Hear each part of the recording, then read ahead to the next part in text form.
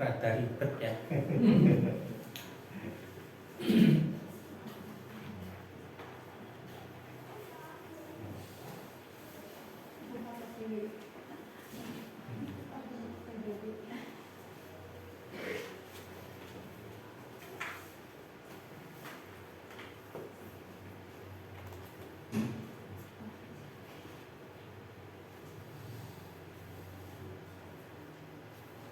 Sebentar ya.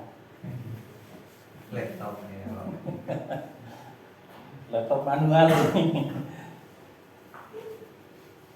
Tapi puji Tuhan sekarang lebih jelas setelah dioperasi mata ini. Amin. Oke, shalom Bapak Ibu dan saudara dikasih Tuhan. Kita akan doa dulu mohon pimpinan Tuhan memimpin penyampaian firman Tuhan ini. Bapak Surgawi yang kami kenal dengan nama Tuhan Yesus Kristus, pada saat ini kembali kami ingin belajar kebenaran firman Tuhan melalui firman yang disampaikan pada saat ini.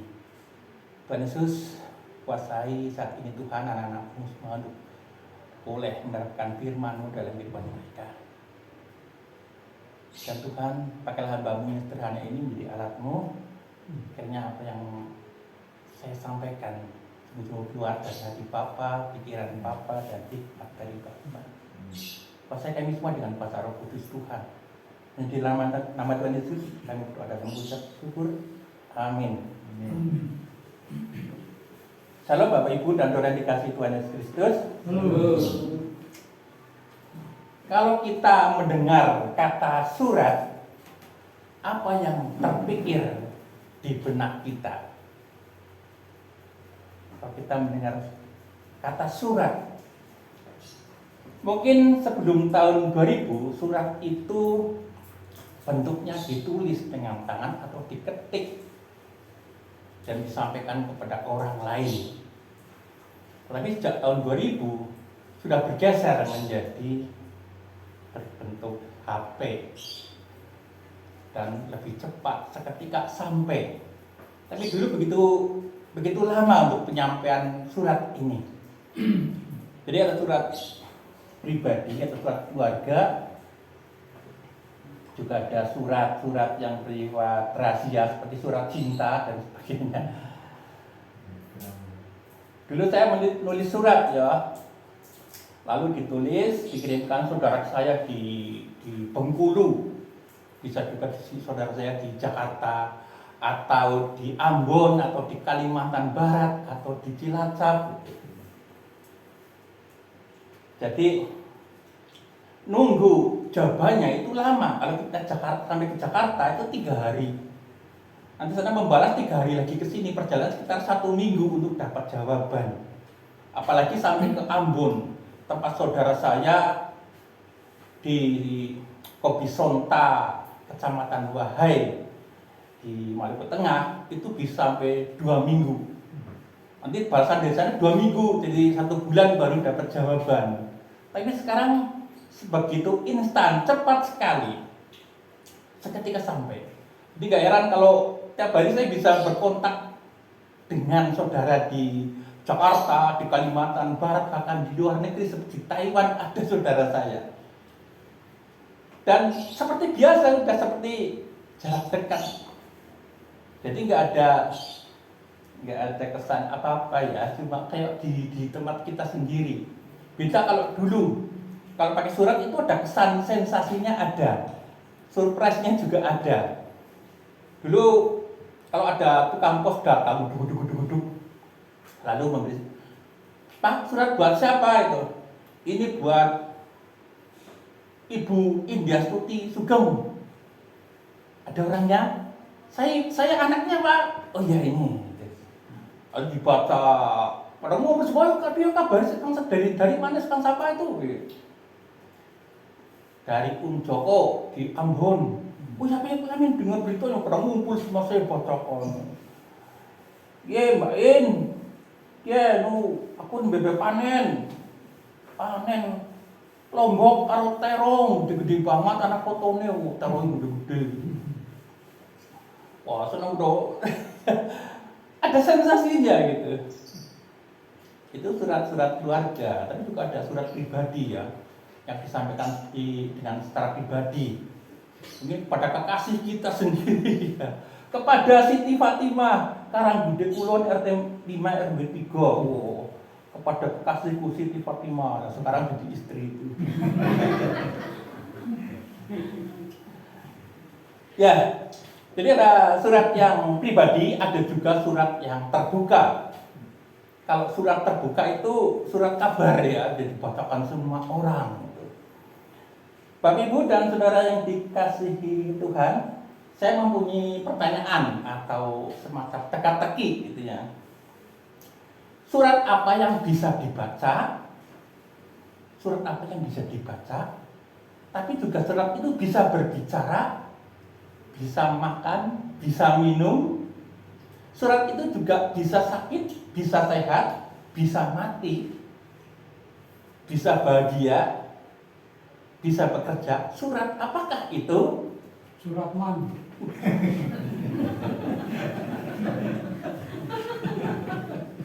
Surat man. Ini bapak tuh. Ya, betul juga ya surat. Oke.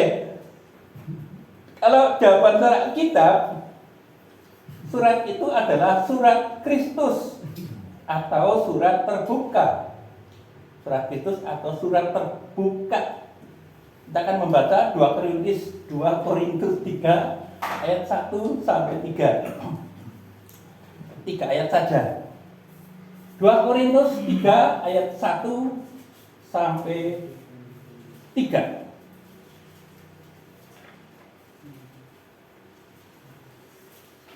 Korintus itu suratnya siapa? Paulus ya, kepada jemaat di Korintus. 2 Korintus 3 ayat 1 sampai 3. 3 ayat saja. Kita baca bersama-sama. 1, 2, 3.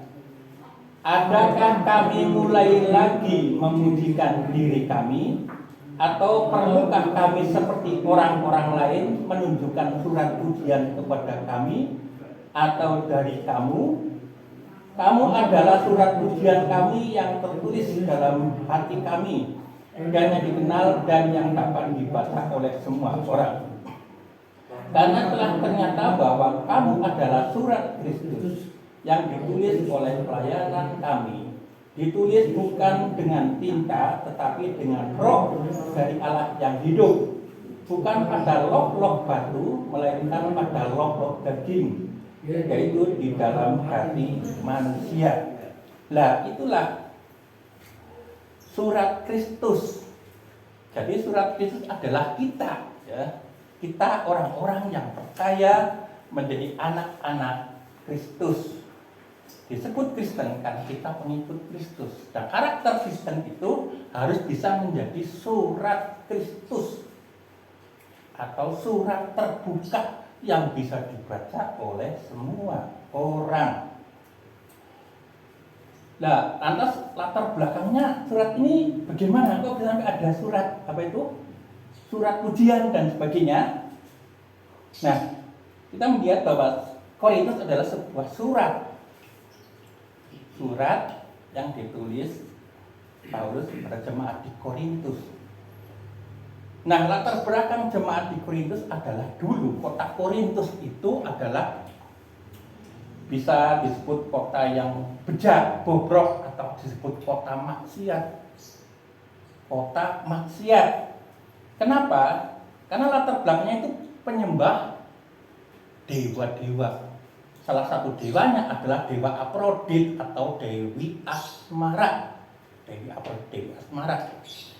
Nah, untuk menyembah Dewi Asmara itu menggunakan cara yang tidak lazim zaman sekarang. Pakai apa? Pakai pelacur bakti atau sundal bakti.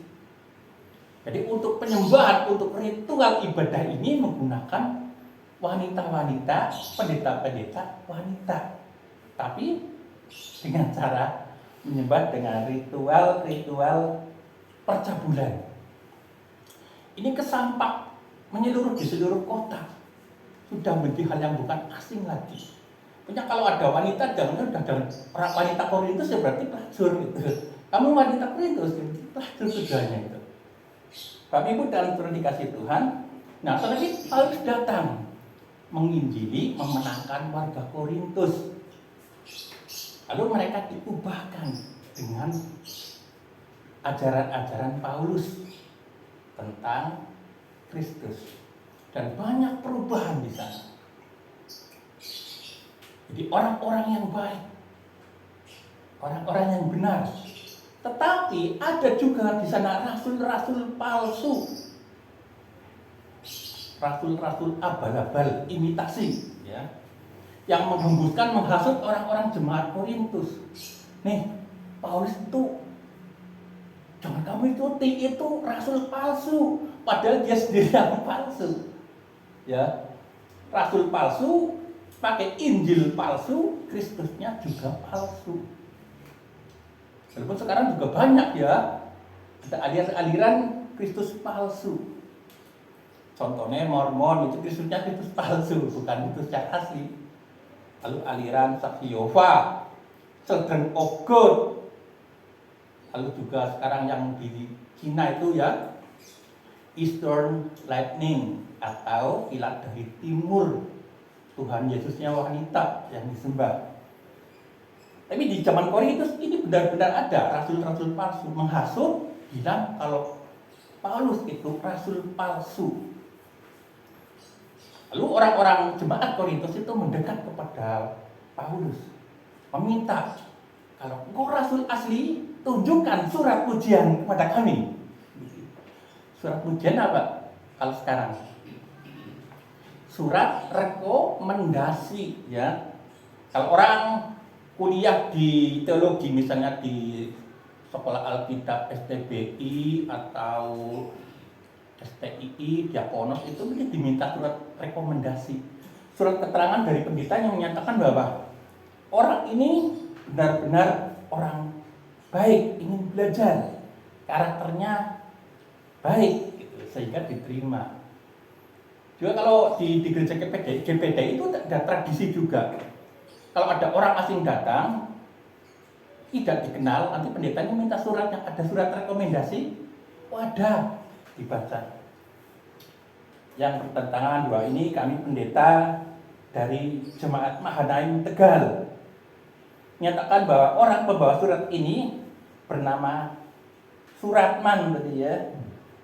Dia orang anggota kami dan berkarakter baik. Dan dia ingin mengabdi menjadi pengerja melayani di gereja saudara. Oleh karena itu, berilah dia pelayanan semestinya, pelayanan yang baik. Oh, kamu jadi jemaat ini ya, oh iya, layani kami ya, bantu kami ya. Ayo makan-makan, ini kamar Anda, gitu. Dilayani dengan baik. Nah, yang diminta kepada Paulus seperti itu. Paulus diharapkan membawa surat pujian itu dari jemaat pengutus, gereja induk, yaitu di Yerusalem. Nah, itu sih bisa, mudah ya. Cuma perjalanannya kan lama, itu jalan kakinya itu. Jadi Paulus menjelaskan, nih, kalau di sini dilihat bahwa di sini, kamu adalah surat pujian kami yang tulis dalam hati kami. Nggak usah ada surat pujian ada. Kamu sudah dari karakter baik, itu juga surat pujian. Kalau mengenai saya, kalian semua tahu siapa saya kan? Saya rasul palsu atau rasul asli? Kalau rasul palsu saya, kalau rasul palsu, masa mau kalau Paulus harus mengabarkan Injil tanpa biaya, ganti kota, ganti daerah, ganti pulau, ganti benua, begitu susah. menghadapi penjara seperti penjara Filipi, harus disesah sampai 5 kali. Sekali sesah itu 40 cambukan. Sesah itu cambukan, bukan cambukan kuda itu. Adik saya sih bisa dicambuk nggak sakit, iya. Nah ikut ikutan silat dicambuk kakinya cetar malah joget cetar. Itu sesah itu ujung-ujungnya ada belingnya. Kalau nggak beling ya besi tajam, tulang itu disabetakan berat, kena daging, darah keluar, perut. Itu standarnya 40. Nah untuk menghindari penyimpangan dalam aturan Yahudi dikurangi 1 jadi 39. Itu Paulus pernah mengalami 5 kali penjara, dipasung, lalu juga dilempari batu, lalu menghadapi berbagai ancaman kematian, kapalnya nyaris tenggelam, digigit ular, pernah, kelaparan juga pernah. Bahkan untuk menunjang dia kelaparan, dia menggunakan cara menjual atau membuat tenda bersama Aquila dan Priscilla. Coba, kalau bukan Rasul Kristus, mana mungkin dia mau? Lebih baik saya sih ke yang lama aja. Dah di agama Yahudi sih saya malah bisa jadi dewan ya, Dewan Sanhedrin, pegawai pengadilan agama, dapat gaji, tidak usah susah-susah, dia terpandang. Paulus itu lulusan kuliah muridnya siapa? Gamaliel ya, itu berbobot banget gitu. Daripada saya keluar, tetapi dia memilih Kristus karena kebenaran ada di sana. Dan dia berkata, yang lalu-lalu yang saya lewati, paham yang lalu, ajaran yang lalu itu cuma sampah. Di sini Paulus dalam Kristus menemukan emas. Itu latar belakangnya. Nah, bagaimana menjadi surat Kristus atau kriteria surat Kristus itu seperti apa? Ada dua saja ya. Satu, kriteria surat Kristus adalah satu, dapat dibaca semua orang. Ayat 2. Kamu adalah surat pujian kami yang tertulis dalam hati kami dan yang dikenal dan yang dapat dibaca oleh semua orang. Dikenal dan dapat dibaca semua orang. Artinya membawa karakter Kristus. Karakter Kristus itu apa saja? Ya kasih, ya lemah lembut, belas kasihan, berempati, rendah hati, sabar, merendahkan diri, berhikmat, integritas, apalagi itu karakter Kristus. Kemanapun kita pergi, kita membawa karakter Kristus. Kita terikat dengan karakter Kristus. Bapak Ibu dan saudara Tuhan, ada sebuah lagu ini, tapi lagu asing ya.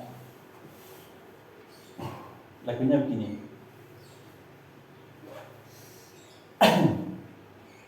Since you been gone, loneliness surround me.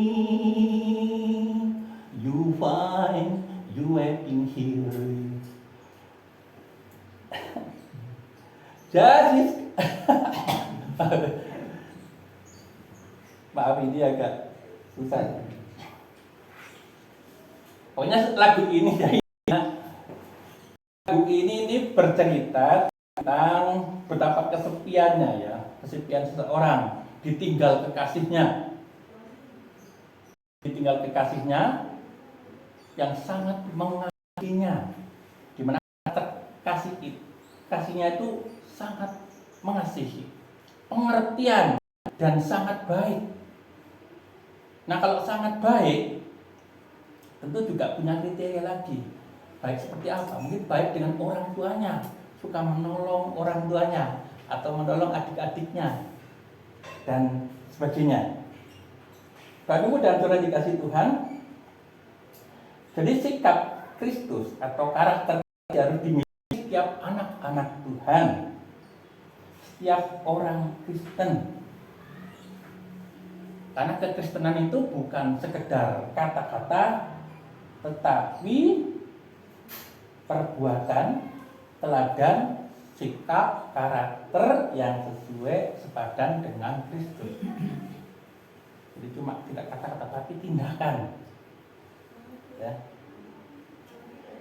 Bapak Ibu dan Saudara dikasih Tuhan, kalau saya bertanya kepada Bapak Ibu, berapa lama sebaiknya persiapan seorang untuk menyampaikan renungan atau khotbah, sebaiknya berapa lama?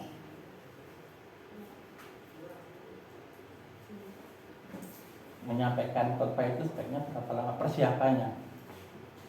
1 hari? 1 minggu? 1 bulan? Berapa? 1 minggu ya. Ya minimal 1 minggu. Tapi ada yang berkata bahwa persiapan khotbah itu panjang hidup Anda.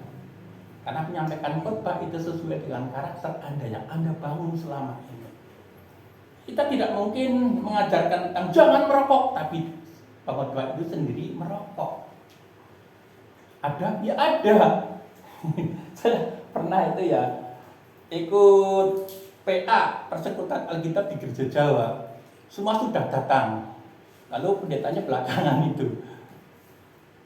Datang, tapi tidak langsung masuk. Duduk di teras depan, merokok dulu. Nanti semuanya di dalam keluar semua. Minta rokoknya Pak? Ya silakan. Ditawani saya juga. Mari merokok saudara. Terima kasih saya tidak merokok. Saya nginang. Ya gitu ya. Jadi kalau mengajarkan jangan merokok ya sebaiknya dimulai dengan diri seorang itu jangan merokok dulu. Bapak Ibu dan Saudara yang dikasihi Tuhan,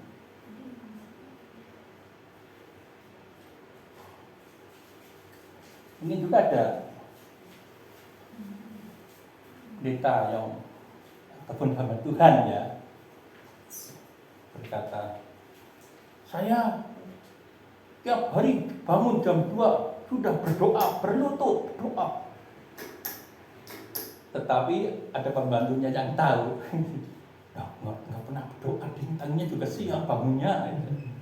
Nah ini juga bisa mencerminkan karakter Kristus, mengajarkan kasih pada rumah tangga, tapi main KDRT. Ya nggak bisa ya, ada juga. Nah Bapak Ibu dan Saudara dikasih Tuhan, jadi mana mungkin kita disebut sebagai surat Kristus kalau karakter kita berlawanan, kontradiksi dengan sifat-sifat Kristus itu sendiri. Ya.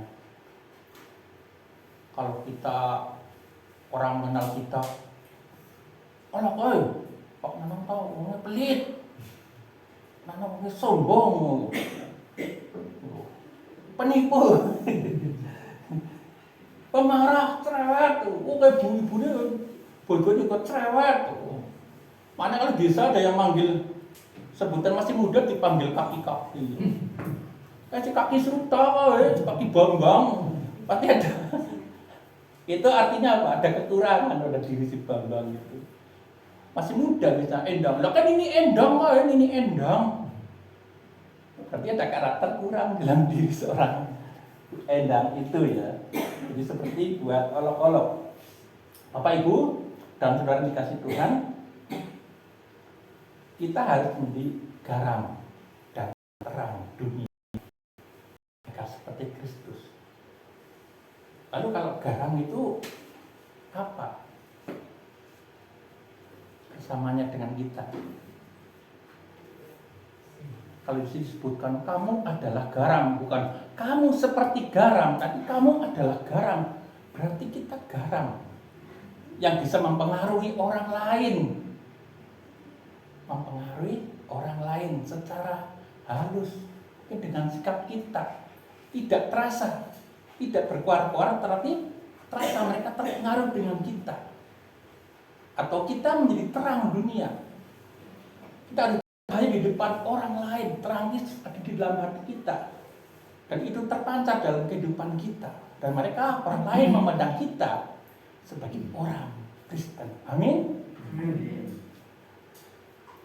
Ya, kalau namanya permata, berlian, walaupun di tempat sampah pun tetap akan bercahaya. Ya, oke. Bapak Ibu dan saudara dikasih Tuhan. Yang kedua, karakter surat Kristus itu adalah dibentuk oleh Roh Kudus. Ayat 3.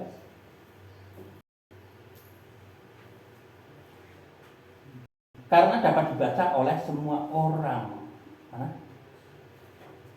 Karena telah ternyata bahwa kamu adalah surat Kristus yang ditulis oleh pelayanan kami.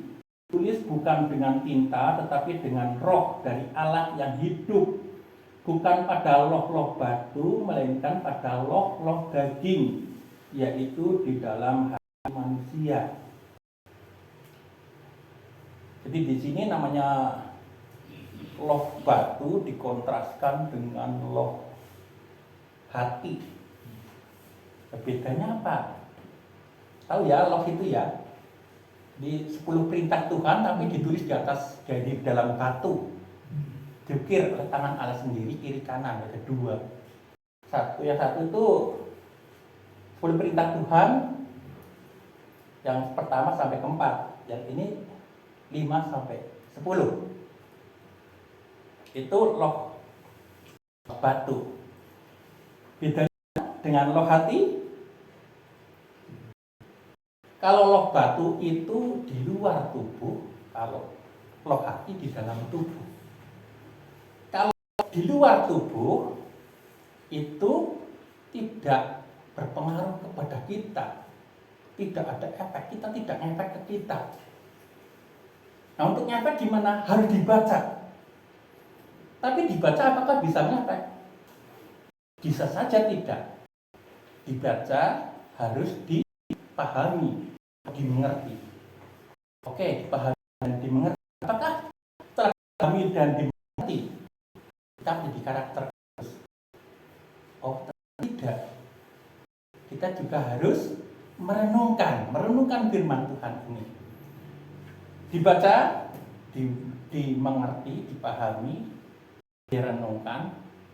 Apakah itu cukup? Enggak, harus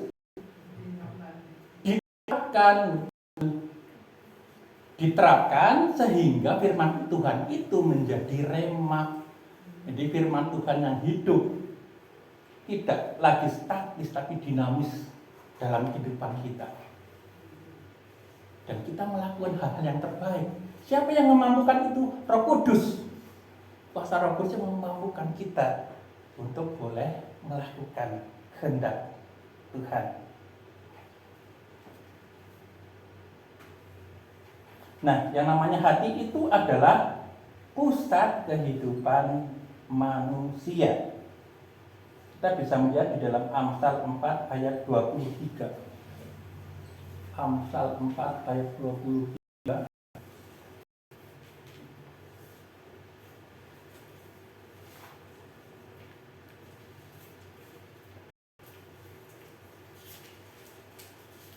Amsal 4 ayat 23, di sana dikatakan, jagalah hatimu dengan segala kewaspadaan, karena dari situlah terpancar kehidupan. Jagalah hatimu dengan segala kewaspadaan, karena dari situlah terpancar kehidupan. Jadi, jaga hati kita, waspadai kita. Tapi bukan itu ya, jagalah hati. Itu bukan versi kita. Karena dari kita terpancar kehidupan. Sorak gaya hidup itu dari hati. Lalu juga kita melihat Matius 12 ayat 35. Matius 12 ayat 35.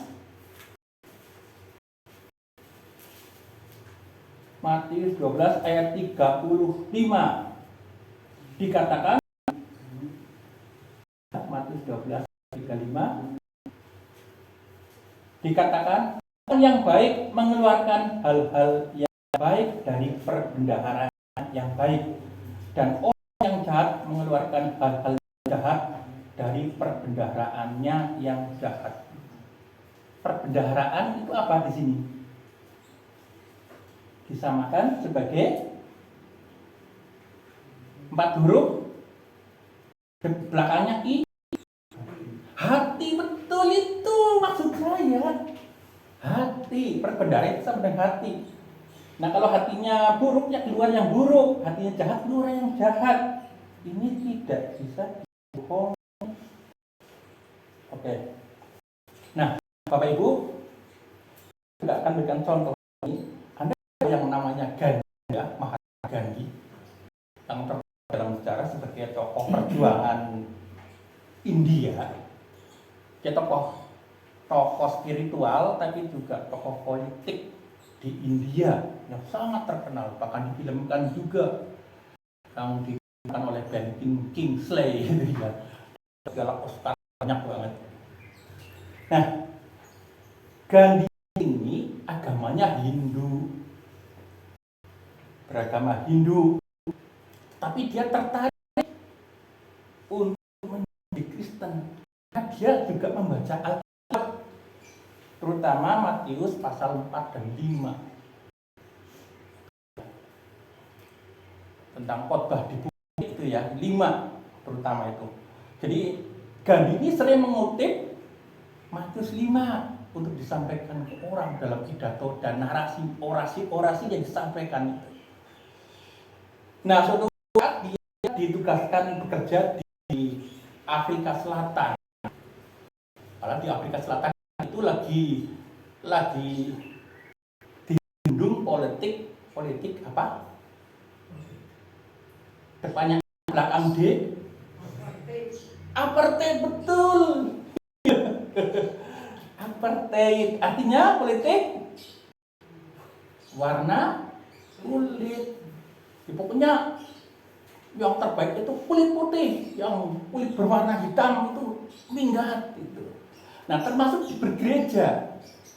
Nah, saat itu Gandhi ditugaskan sebagai pengacara di Afrika Selatan. Nah, saat itu dia sudah mau masuk ke gereja. Nah, di pintu gereja itu dihadang oleh penyambut tamu. Hei kamu kafir, mau ngapain di sini?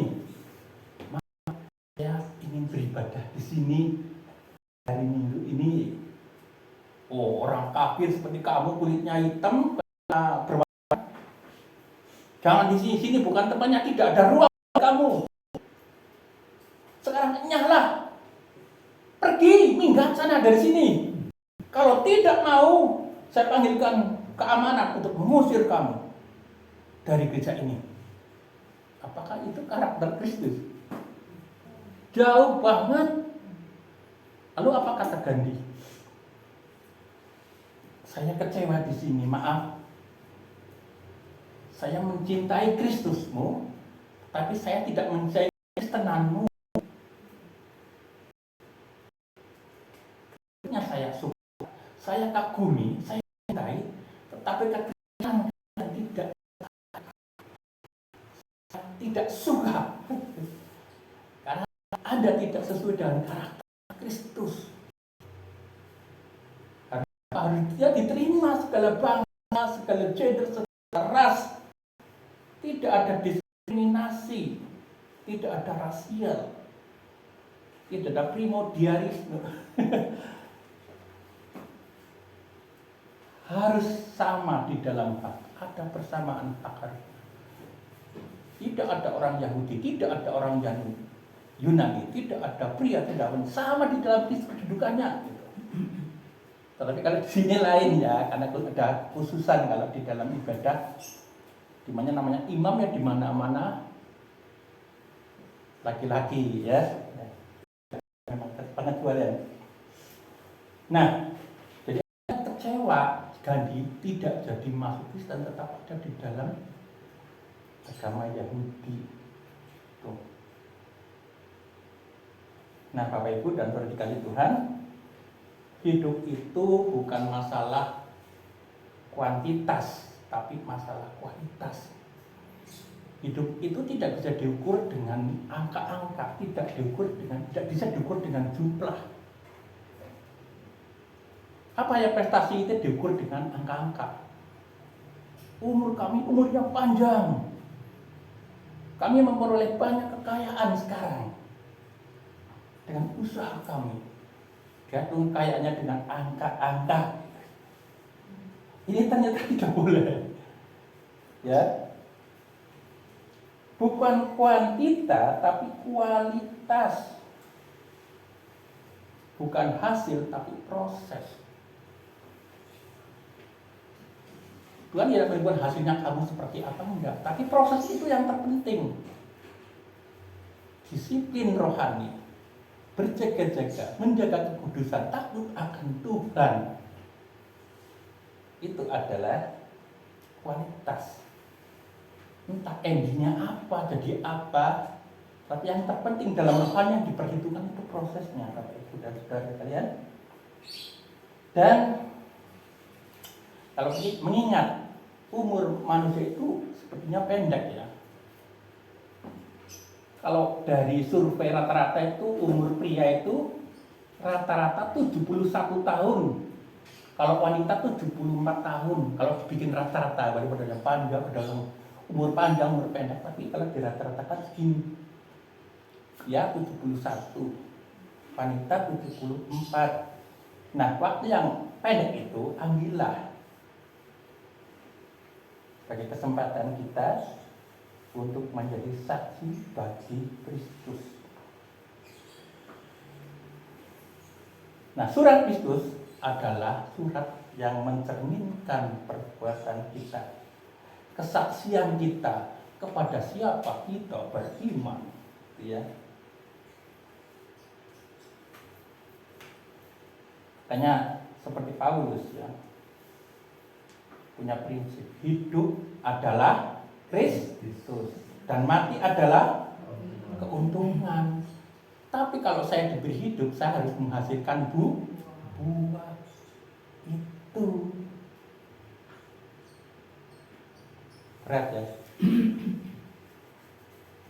Makanya Roh Kudus tinggal di hati kita, diharapkan akan memunculkan buah-buah roh. Amin. Jadilah surat Kristus, surat terbuka yang bisa dibaca semua orang. Mari kita berdoa.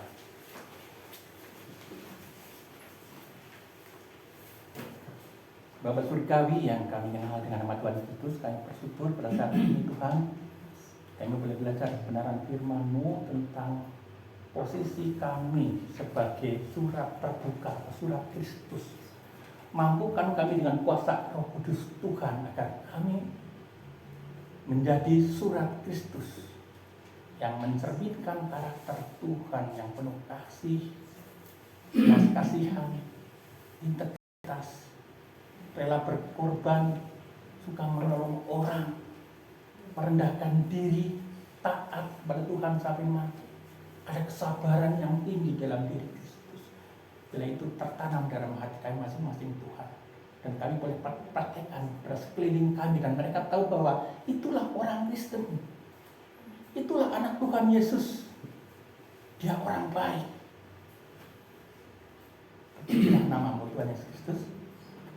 Dan hamba-Mu sudah mengakhiri penyampaian firman Tuhan ini. Ini Tuhan, ikat jemaat-Mu ini dengan kuasa Roh-Mu Tuhan. Dan mereka boleh menerapkan firman Tuhan dalam kehidupan sehari-hari. Di dalam nama Tuhan Kristus kami berdoa.